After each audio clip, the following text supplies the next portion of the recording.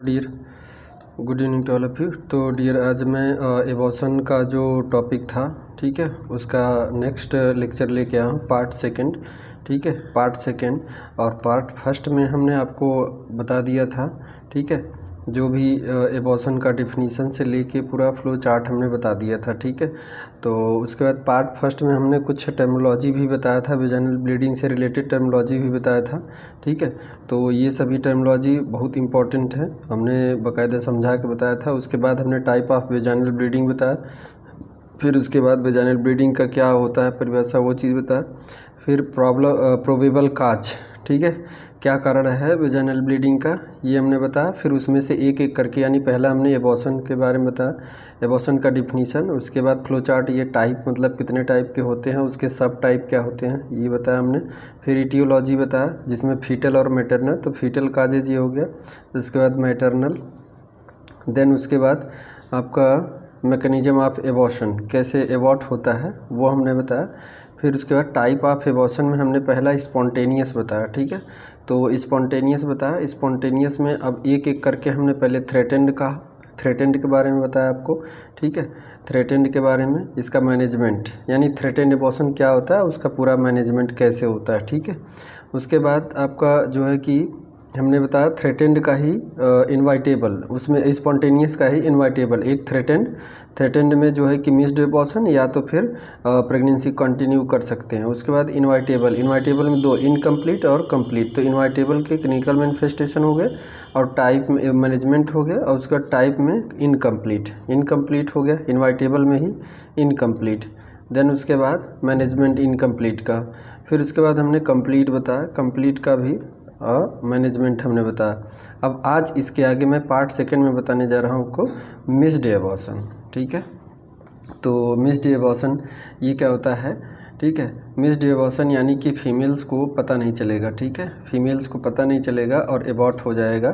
ठीक है, तो ये बहुत ज़्यादा रिस्की होता है और इसमें बहुत ज़्यादा इन्फेक्शन, बहुत सीवियर इन्फेक्शन हो जाता है। अंदर क्या हो जाता है, यूट्रस के अंदर सड़न गलन हो जाती है, मैसरेशन हो जाता है। ठीक है, तो मिस्ड एबॉर्शन क्या होता है, द फीटस डाइज, अंदर बेबी जो है कि 20 सप्ताह से कम का ही था, 20 सप्ताह से कम ही का था, 20 वीक से कम का बेबी था। ठीक है, और वो क्या हुआ कि यूट्रस में ही डेड हो गया। ठीक है, डाई हो गया, मर गया। उसके बाद जो है कि रिमेन इनसाइड, और मतलब कि डेथ होने के बाद, बेबी का डेथ होने के बाद उसी में पड़ा रहा, इनसाइड द यूट्रस, और पड़ा रहा 4 वीक या मोर 4 सप्ताह तक वो उसी में वैसे डेड पोजीशन में है, वैसे वहीं मतलब यूट्रस में डेथ हो गया है, लेकिन वो लगभग 1 महीने या उससे ज़्यादा हो गया उसी में पड़ा रहा, और मदर को जो है पता नहीं चल रहा है कि मेरा बच्चे के डेथ हो गया है। ठीक है, ऐसा पता, तो ये मिस्ड एबॉर्शन है।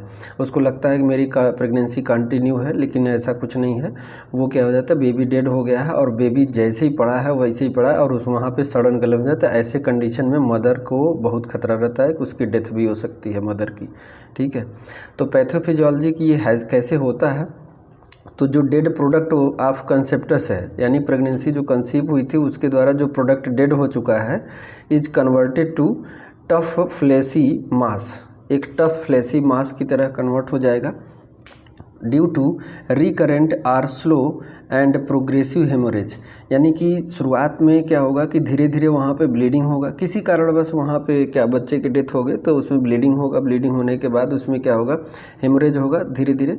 इन कोरियो यानी कि कोरियान के अंदर, कोरियान और डिसिडुआ के अंदर जो है कि हेमोरेज हो जाएगा, जो स्पेस होता है, space, this is known as blood or fleshy mole. ठीक है, तो एक जो है कि थक्के जैसा जो है कि मोल की तरह बन जाएगा वहाँ पे, जहाँ बच्चा अटैच है, जहाँ बेबी का प्लेसेंटा अटैच है वहाँ पे बन जाएगा, और बेबी जहाँ जिस साइड पे, यूट्रस के जिस साइड में पड़ा है, ठीक है, डेड होके जिस साइड में पड़ा है उस साइड क्या होगा, मतलब कि एडहेर में चिपक जाएगा ऐसे baby.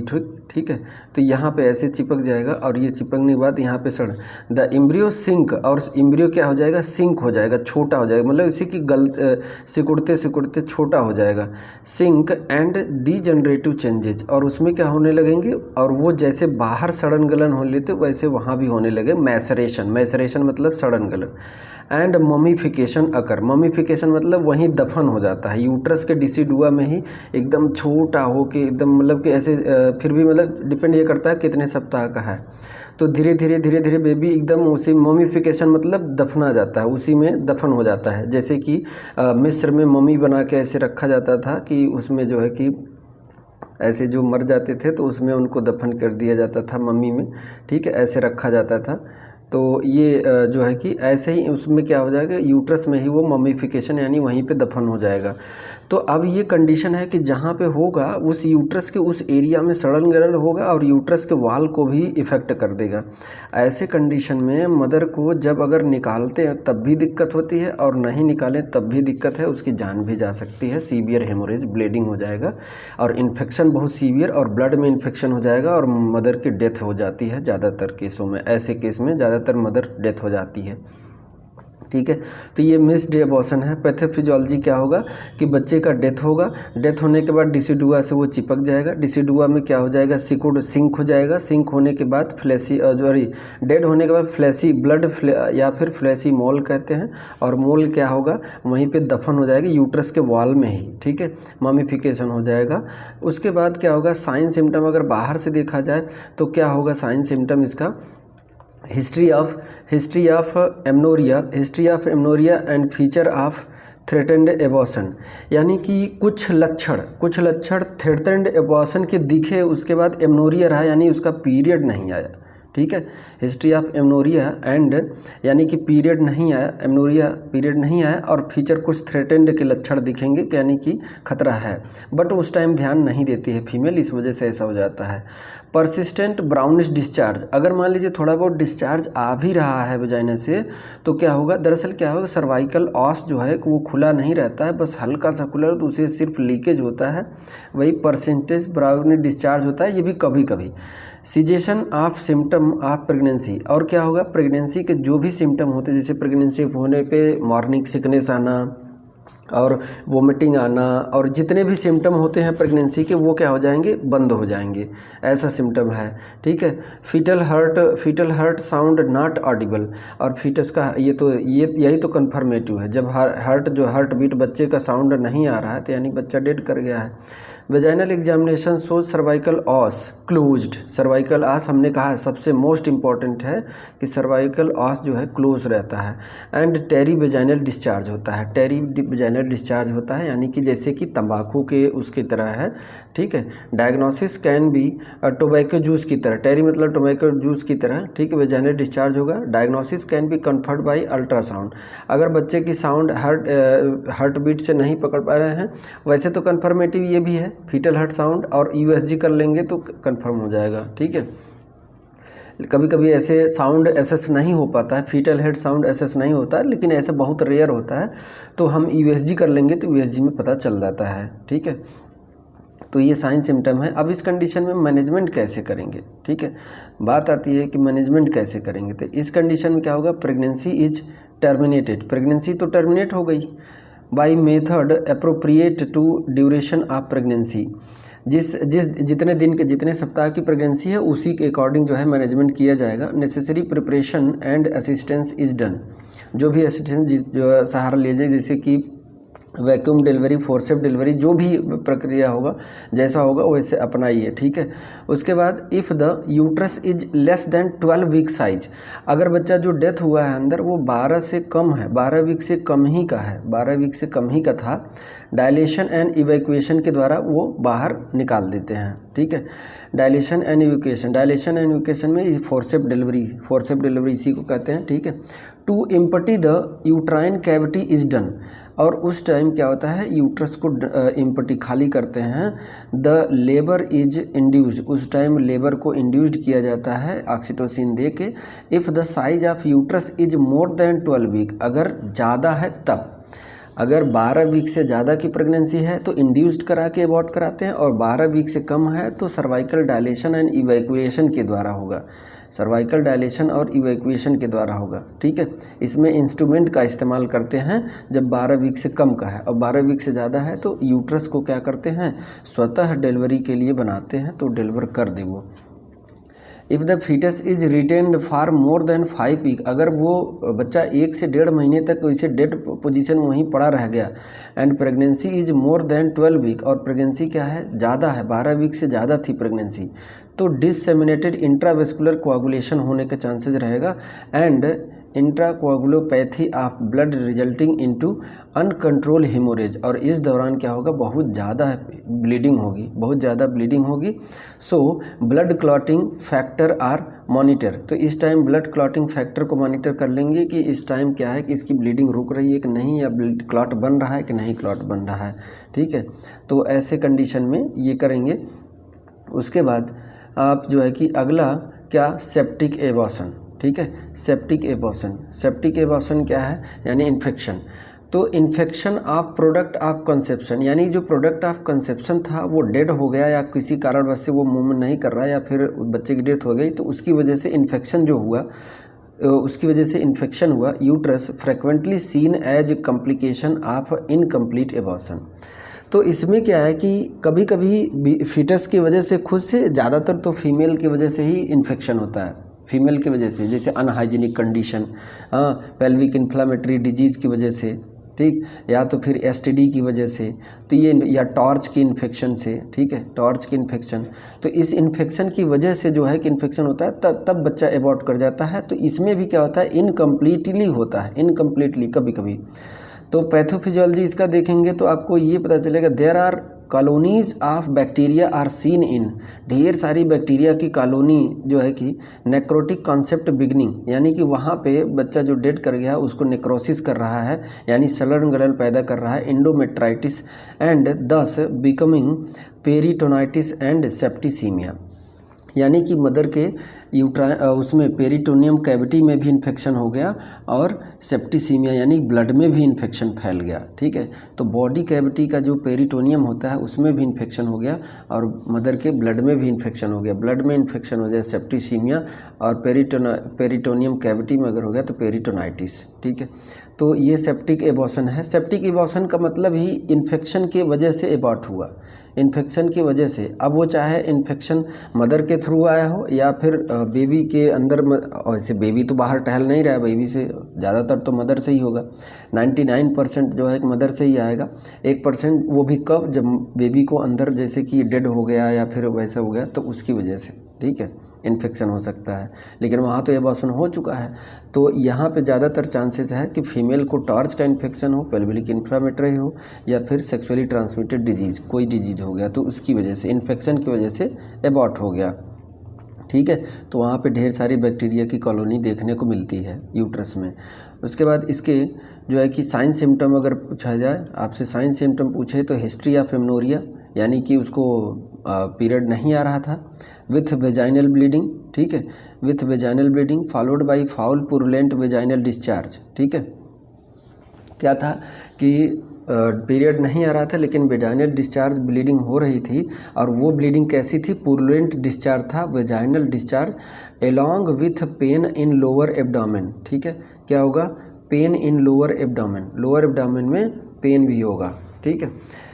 High temperature and tachycardia, high temperature and tachycardia, subnormal temperature with feature of endotoxic shock. देखिए, कुछ अभी तक हमने जो बताया कि मदर को पेन फील नहीं हो रहा था, ये पेनफुल होगा। अभी एबॉर्शन जो हमने बताया वो पेनलेस था, और यहाँ पे जो है कि पता नहीं, मिस्ड एबॉर्शन में जैसे पेनलेस, वहाँ पे पेनलेस, और यहाँ पे पेन इन लोअर एब्डोमेन, यानी कि पेन होगा। हाई टेम्परेचर टैकीकार्डिया, यानी कि मदर का जो है कि फीवर हो जाए, महसूस होगा, और हार्ट बीट बढ़ जाएगा। Subnormal temperature with feature of endotoxic shock, और इंडोटॉक्सिक शॉक यानी टॉक्सिन बन गया है शरीर में, तो ये भी दिखेगा, ठीक है। उसके बाद आपका है नर्सिंग इंटरवेंशन। इसमें जो है कि नर्सिंग क्या करेंगे, इंटरवेंशन आपका क्या है रोल, तो investigation like high cervical swab, ठीक है, cervical swab, blood culture, ABO blood grouping, यानी कि जितने भी RH टाइपिंग, जितने भी टेस्ट हो सकते हैं, सर्वाइकल स्वैब लेके उसको भेज दीजिए लैब में, और अभी एबीओ ब्लड ग्रुपिंग देख लीजिए, और ब्लड कल्चर भी, और उसके बाद RH टाइपिंग देख लीजिए कि कौन सा RH पॉजिटिव है कि RH निगेटिव है, ठीक है, ये भी देखना है। फिजिकल एंड साइकोलॉजिकल केयर देना है उसको, फिजिकल और साइकोलॉजिकल केयर देना है। ऑब्जर्व एसेप्टिक पर प्रिकॉशन, यानी कि ऑब्जर्व करें कि इन्फेक्शन तो नहीं हो रहा। Aseptic precaution for vaginal examination and related operation, यानी इसका कहने का मतलब यह है कि वेजाइनल एग्जामिनेशन बहुत कम करिए। अगर एक बार पीबी कर लिए हैं तो उसके 4 घंटे बाद ही पीबी की जाती है। 4 घंटे मिनिमम 4 घंटे टाइम, और अगर आवश्यक ना हो तो मत कीजिए क्योंकि इन्फेक्शन के चांसेस बहुत ज़्यादा रहते हैं। ठीक है, उसके बाद क्या करना है, assisting in complete evacuation of uterine cavity in case of inevitable abortion। अगर इनवाइटेबल एबॉर्शन है, ठीक है, इनवाइटेबल में जैसे इनकम्प्लीट या कंप्लीट है तो उसमें यूट्रस को इवैक्यूएट करके उसमें खाली करते हैं, ठीक है, उसमें से निकालते हैं।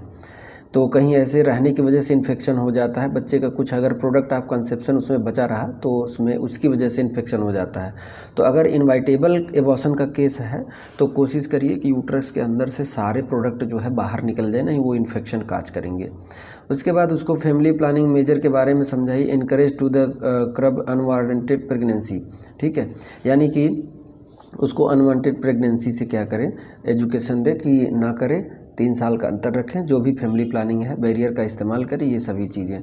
The mother is kept in isolation, और मदर को आइसोलेशन में रखें, यानी अलग कमरे में रखें, अलग बढ़िया जहाँ पे साफ़ सफाई हो, वहाँ पे कोई ज़्यादा लोग आए जाए ना, ठीक है। Sepsis is controlled by antibiotics, और उसके बाद एंटीबायोटिक भी चलाते रहिए, जो इन्फेक्शन है उससे भी रिलीफ मिलता रहेगा। IV infusion initiated and monitored, जैसा प्रिस्क्राइब किया होगा वैसा दवा और वैसा IV इन्फ्यूजन दीजिए। Vital sign urinary output progress of the pain are noted, हाँ, पेन बढ़ रहा है धीरे धीरे या घट रहा है उसको भी नोट करना है, और यूरिन का आउटपुट कितना है उसको नोट करना है, वाइटल साइन लेना है। तो ये नर्सिंग रिस्पॉन्सिबिलिटी है, ठीक है। उसके बाद रिकरेंट एबॉर्शन, ठीक है, क्या है, रिकरेंट एबॉर्शन, यानी कि बार बार एबॉर्शन हो रहा है, ठीक है, और वो भी अपने आप। रिकरेंट मतलब बार बार एबॉर्ट हो जा रहा है, इस बार प्रेगनेंसी हुई फिर एबॉर्ट हो गया, अगली बार प्रेगनेंट हुई फिर एबॉर्ट हो गया, मतलब बार बार, वो भी कैसा, स्पॉन्टेनियस। तो स्पॉन्टेनियस अपने आप, spontaneous abortion occurring consecutively for 3 to more occasion, यानी तीन बार या 3 से ज़्यादा बार क्या हुआ कि उसका एबॉर्ट होता चला गया। 2/3 अकरिंग बियॉन्ड 20 वीक, और उसमें से भी लगभग ऐसा था कि 2/3 क्या था, ये लगभग अगर 5 हुए तो उसमें से 3 क्या थे 12 वीक से पहले ही, ठीक है। And rest in early pregnancy, और 12 वीक के बाद हुए, 12 वीक के, और बाकी जो बच्चे जो है कि अर्ली प्रेगनेंसी में ही एबॉर्ट हो जा रहे हैं, यानी बार बार उसका एबॉर्शन हो जा रहा है, पता नहीं क्यों, अपने आप। It is caused by lack of immunoglobulin G, immunoglobulin G, ठीक है, IgG, immunoglobulin G, hormonal deficiency या फिर हार्मोन्स की कमी की वजह से, प्रोजेस्टेरॉन हार्मोन्स की कमी की वजह से। And a very important cause cervical incompetence, cervical incompetence मतलब जो सर्विक्स है उसका ऑस जो है कि खुला रहता है, ठीक है, वो सही से कॉम्पिटेंस नहीं है इसका, ये खुला रहता है इस वजह से। तो IgG इम्यूनोग्लोबिन की कमी इसकी वजह से, या हार्मोनल प्रोजेस्टेरॉन हार्मोन्स की कमी से, ठीक है, प्रोजेस्टेरॉन हार्मोन्स की कमी से, या फिर सर्वाइकल ऑस जो है इनकम्पिटेंस मतलब कि सही से क्लोज नहीं हो रहा है, क्योंकि 9 महीने तक इसको क्लोज होकर रहना है, ठीक है, तो ये क्लोज नहीं हो रहा है, इस वजह से रिकरेंट बार बार। जैसे बच्चा जो है कि 12 वीक कुछ वीक का हो रहा है, वो नीचे जैसे आ रहा है इससे पास हो जा रहा है, तो सर्वाइकल ऐसा मल्टी ग्रेविडम होता है, ऐसा ये वाला केस मल्टी ग्रेविडम होता है, जो मदर जो है कि पूरी टीम खड़ा करते हैं उससे, ठीक है, कई बार प्रेग्नेंट डिलीवरी कई बच्चों को डिलीवर कर चुकी है, तो ऐसे मदर में सर्वाइकल इनकम्पिटेंस दिखता है। बाकी जो है कि जो रिसेंटली है, ज़्यादातर जो अभी फर्स्ट प्रेगनेंसी या सेकंड प्रेगनेंसी में अभी उसको एक भी प्रेगनेंसी नहीं हुई, मतलब डिलीवरी नहीं हुई है, प्रेगनेंसी कई बार हुई है, एबॉर्ट हो जा रहा है। तो ऐसे में IgG और प्रोजेस्टेरॉन की कमी ज़्यादातर रोल निभाता है उसको एबॉर्ट कराने में, ठीक है। अगर आपको पता है कि प्रोजेस्टेरॉन क्या है, प्रेगनेंसी हार्मोन हार्मोन्स इसी को कहते हैं, प्रेगनेंसी हार्मोन्स इसी ये, क्योंकि ये कार्पस ल्यूटियम से निकलता है तब तक जब से तक प्लासेंटा ना बन जाए, और प्लासेंटा बनते ही कार्पस ल्यूटियम हट जाता है, यानी कि प्रोजेस्टेरॉन का लेवल बना रहना चाहिए, तभी प्रेगनेंसी मेंटेन रहेगी। और जैसे इसका लेवल डाउन हुआ तो प्रेगनेंसी नहीं मेंटेन रहेगा, वो एबॉर्ट हो सकता है, ठीक है। और IgG इम्यूनोग्लोबिन इसकी वजह से, ठीक है। आगे इसके साइन सिम्टम अगर देख लीजिए, साइन सिम्टम क्या हैं रिकरेंट एबॉर्शन के। History of related abortion commonly occurring in 16 to 20 week without apparent cause, बिना कारण का पिछली प्रेगनेंसी उसकी 16 से 20 वीक में ही क्या हो गई थी, एबॉर्ट हो गई थी, ठीक है। रिपीट हुआ था, एबॉर्ट हो गई थी, 16 से 20 वीक की एक प्रेगनेंसी या 2 प्रेगनेंसी एबॉर्ट हो चुकी थी। तो ऐसे में डर रहता कि आगे भी ऐसा हो सकता है कि ये साइन सिम्टम इंडिकेट कर रहा है, तो क्योंकि इसकी पिछली 2-3 प्रेगनेंसी बेवजह बिना कारण, बिना एप्रोप्रिएट, विदाउट अपरेंट काज, बिना कारण के उसका एबॉर्ट हो जा रहा है, तो में भी ये भी एबॉर्ट हो सकता है, ठीक है। ऑन इंटरनल एग्जामिनेशन यानी कि PV करने पे सर्विक्स इज डायलेटेड, और सर्विक्स क्या है, डायलेट रहता है, साइन सिम्टम इसका है, यानी PV करने पे सर्विक्स क्या है, सर्विक्स क्या है, डायलेटेड थी, जबकि डायलेटेड नहीं होना चाहिए। और कब डायलेट होता है, जब प्रेगनेंसी टर्म हो जाती है तब, ठीक है। तो ये भी कारण है इसका। उसके बाद इसका मैनेजमेंट कैसे करेंगे, ये है मैनेजमेंट ऐसे करेंगे, during non pregnant stage complete history of record. पहली बात तो अब जब अगली बार प्रेग्नेंट हो उससे पहले प्रेगनेंसी प्लान करें तो उससे पहले उसकी पूरी हिस्ट्री ले लीजिए, पूरा रिकॉर्ड ले लीजिए कि कितने बच्चे एबॉर्ट हुए, उसका कारण क्या था, कैसा था, और क्या दिक्कत आई, सारी चीज़ें कलेक्ट कर लीजिए। General health and pelvic examination for cervical incompetence is done, यानी कि पिछली बार जब हुआ था तो सर्वाइकल इनकम्पिटेंस का भी केस था क्या, ऐसा, तो उसको भी नोट कर लिए, सारा चीज़ कलेक्ट करिए। Laboratory taste like blood, urine, cervical culture, और उसके बाद हिस्ट्रोस्कोपी यानी कि यूट्रस का एंडोस्कोपी कर दीजिए, यूट्रस का देख लीजिए यूट्रस के अंदर कुछ गड़बड़ी तो नहीं है, अल्ट्रासोनोग्राफी करवा के, USG करा के, हाँ। एंड DN यानी कि dilation and curettage, dilation and curettage इसको बोलते हैं। D और C का मतलब dilatation and curettage, dilatation and curettage, ठीक है, curettage for uterine cavity abnormally in is done, abnormality is done, यानी कि जब डायलेशन और क्यूरेटाज हो रहा था उस टाइम तो क्या था, एबनॉर्मलिटी दिखी थी कि नहीं, ठीक है, अगर हुआ था तो उसको जो है कि मैनेज किया गया था कि नहीं, ये सभी चीज़ें। During post conception if any infection, अगर प्रेगनेंसी कंसीव होने के बाद अगर इन्फेक्शन है, it is to be treated, यानी कि प्रेगनेंसी कंसीव होने के बाद इन्फेक्शन हो रहा है तो उसको जल्दी से ट्रीट किया जाए, ठीक किया जाए। प्रॉपर एंटीनेटल केयर, और उसको सारे विजिट करने के बोला जाए, जो भी एंटीनेटल विजिट 4-5 हों, 4 उसको हमेशा करने के लिए बोले, कोई भी विजिट बायल नहीं करेगा तभी हम प्रॉपर मॉनिटरिंग उस पर कर सकेंगे, देख सकेंगे, और उसको एम्फसाइज करेंगे हेल्थ एजुकेशन के लिए, ठीक है। Cerclage operation for cervical cerclage operation मतलब ये होता है, सर्कलेज ऑपरेशन मतलब ये होता है जो ऑस होता है, सर्विक्स का वो आस होता है, ठीक है। देखिए मैं आपको बता दे रहा हूँ, देखिए जो सर्वाइकल ऑस होता है तो वो जब खुल जाता है तो इसी को एक उससे बांध देते हैं और 9 महीने बाद खोलते हैं, इसी को बोलते हैं सर्कलेज ऑपरेशन, ठीक है। तो ये एक प्रक्रिया है कि जब अगर उसका सर्विक्स खोल जा रहा है 12-15 वीक पर ही खुल जा रहा है और बच्चा अपने आप नीचे आ जा रहा है, इन्फेक्टेड हो जा रहा है, तो उसको क्या कर दें, सर्कलेज ऑपरेशन, यानी सर्वाइकल आस को ही गांठ लगा दें, एक राउंडेड उससे लगा दें, बंद कर दें अपने से, ठीक है, इनवॉलंटरी, जानबूझ के उसको बंद कर दे और तब खोले जब डिलीवरी कराना हो तब, ठीक है, या कोई उसको कंप्लेन कर रही, दिक्कत हो रही तब, ठीक है।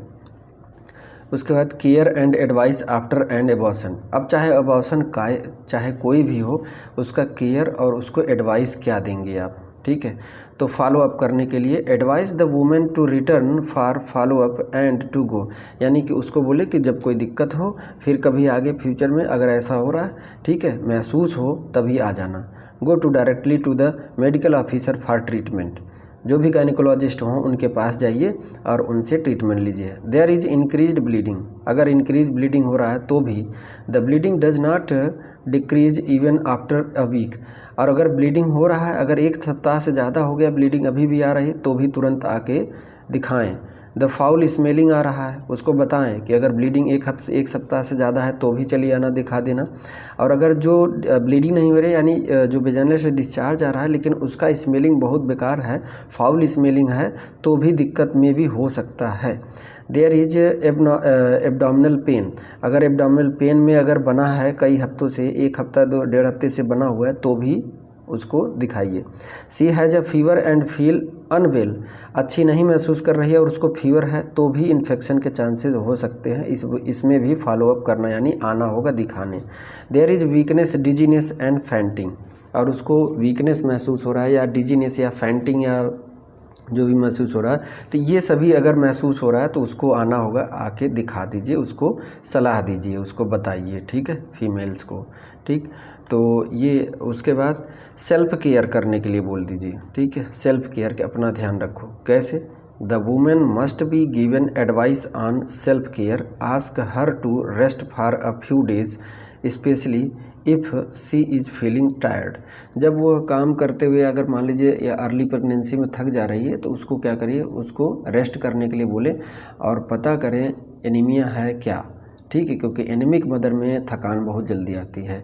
Advice her to use disposable sanitary napkins and available, यानी जो पैड हैं वो सैनिटरी पैड जो हैं डिस्पोजेबल एक बार यूज करें, दोबारा ना यूज करें। If not then she should change the cloth या पैड एवरी 4 to 6 आवर, अगर ऐसा नहीं है, अगर सैनिटरी पैड नहीं है, तो जो क्लॉथ लगा रही है, जो पैड बना के लगा रही हैं, उसको 4 से 6 घंटे बाद उसको चेंज करते रहें, ठीक है। The cloth should be washed with soap and water and dried in the sun, she should wash the perineum daily with soap, ठीक है, और उसको बोलिए कि पेरिनियम को साफ करे साबुन पानी से। Advice her to avoid sexual intercourse until the bleeding stop, अगर ब्लीडिंग हो रही है पैड का इस्तेमाल करें, और उस पैड को क्या करें कि 4 से 6 घंटे बाद चेंज करते रहे, और चेंज करने के बाद जो है कि वहाँ जो पेरिनियम को वॉश करें, और वॉश करने के बाद उसको फिर से पैड लगाए। और एडवाइस ये भी देना है कि उस दौरान दूर रहना है, ठीक है, अपने उनसे दूर रहना है, और सेक्सुअल इंटरकोर्स क्या है, नहीं करना है जब से तक ब्लीडिंग मैनेज ना हो जाए, ठीक है, तो वो चीज़ें। उसके बाद फैमिली प्लानिंग का भी एडवाइस देना है, फैमिली प्लानिंग ज़रूर। Give the women advice on family planning method, जैसे एक्सप्लेन उसको बैरियर इस्तेमाल करने के लिए जो भी मेथड है, कंट्रासेप्टिव डिवाइस यूज करने के लिए, पिल्स लेने के लिए, जो भी।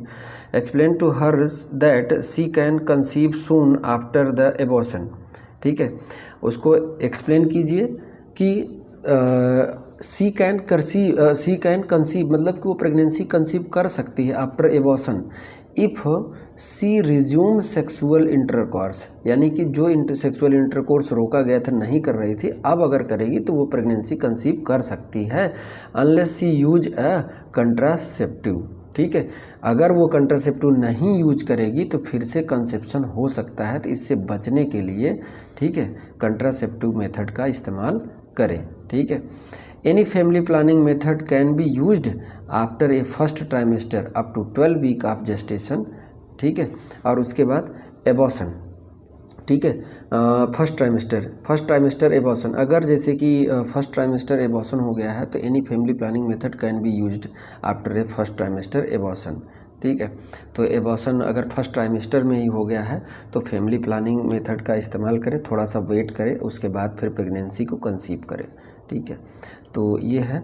उसके बाद आगे और भी सलाह उसको क्या देना है, if women has a infection, अगर इन्फेक्शन है, the insertion of intrauterine contraceptive device और female sterilisation should be delayed, अगर फीमेल को किसी तरीके का इन्फेक्शन है तो उस टाइम कॉपर टी है उसको भी हटा दीजिए, डिले कर दीजिए, बाद में लगेगा। और उसके बाद उसको जो है कि स्टरलाइजेशन अगर करवाना चाहती है तो उसको भी डिले कर दीजिए, बाद में होगा, अभी नहीं हो कि जब से तक इन्फेक्शन ठीक ना हो जाए। ठीक है, इन्फेक्शन इज़ ट्रीटेड कम्प्लीटली, जब से तक पूरी तरह इन्फेक्शन ट्रीट ना हो जाए तब से तक कोई डिवाइस नहीं लगे, कोई प्रोसीजर उसके अंदर नहीं करना है, उसके अंदर नहीं करना, रिप्रोडक्टिव सिस्टम में कोई प्रोसीजर नहीं करना है। Give advice on correct and consistence use of condom if, यानी कंडोम के बारे में यूज करिए तो उसको बेनिफिट बताइए कि इससे सेक्सुअली ट्रांसमिटेड डिजीज़ या HIV इन्फेक्शन से भी बचा जा सकता है। ठीक है, उसके बाद address her concern regarding future pregnancy through counselling, अगर वो बाद में प्रेगनेंसी कंसीव करना चाहती है, फैमिली प्लानिंग यूज कर रही थी, अगर बाद में करना चाहती है तो उससे बोलो कि फिर से आके काउंसलिंग करवा सकती हो, ले सकती हो कि क्या करें, अब हम बच्चा चाहते हैं, अभी इतने दिन तो हम रोके थे। ठीक है, tell the women that if, उससे पूछिए if after the abortion there is a delay of 6 week or more in the resumption of the her menstrual cycle, उससे पूछे कि एबॉर्शन के बाद कितने वीक बाद, ठीक है, 6 वीक या इससे ज़्यादा पे क्या हुआ था, मेंस्ट्रुअल साइकिल फिर से आया था, she should go to medical officer for examination. ठीक है, और उसको भेजिए मेडिकल ऑफिसर यानी गायनेकोलॉजिस्ट के पास। ठीक है, तो ये सलाह देना है उसको, फीमेल्स को। उसके बाद अब आपको नेक्स्ट क्लास में हम बताएंगे एक्टोपिक प्रेगनेंसी डियर। ठीक है, तो ये एबॉर्शन का कंप्लीट हुआ क्लास, इसको नोट कर लीजिएगा। ठीक है, पॉइंट वाइज नोट करिएगा। अब हमने इसमें बड़ी मेहनत से बनाया इसको। ठीक है, तो आप भी मेहनत करिए हमारे साथ। ठीक, तो आज हमने मिस्ड एबॉर्शन से बताया आपको। तो मिलते हैं नेक्स्ट वीडियो में डियर, तब तक के लिए मस्त रहिए, खुश रहिए, और चैनल को जितना हो सके उतना जो है कि परिवार बढ़ाइए और सब्सक्राइब करवाइए। कैसे स्टूडेंट हैं सब्सक्राइब नहीं करवा रहे हैं आप लोग। ठीक है, और ज़्यादा से ज़्यादा बच्चों को शेयर कीजिए, कॉलेज में जहाँ जहाँ आपका परिचय वहाँ करिए, इतना तो कर ही सकते हैं, और नहीं करेंगे तो ठीक है, तो हम भी सोच लेंगे कि हमारा साथ नहीं दे रहे हो आप लोग। ठीक है, thank you so much dear.